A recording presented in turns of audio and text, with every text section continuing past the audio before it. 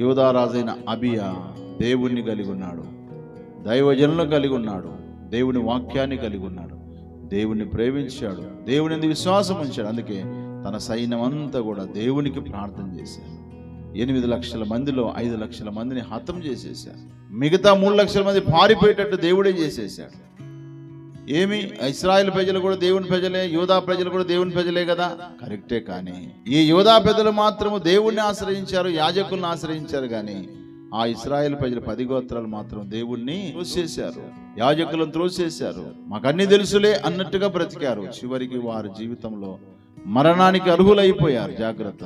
మన ఆధ్యాత్మిక జీవితంలో కూడా మనం ఎప్పుడూ కూడా దేవుణ్ణి త్రోసేయకూడదు, దేవుని సేవకులను త్రోసేయకూడదు, దేవుని వాక్యాన్ని త్రోసేయకూడదు, దేవుని కోసం బ్రతికే బిడ్డలను త్రోసేయకూడదు. వారి దగ్గర మనకు ఒక స్థానం సంపాదించుకుంటే వారు మన పక్షాన ప్రార్థన చేస్తారు.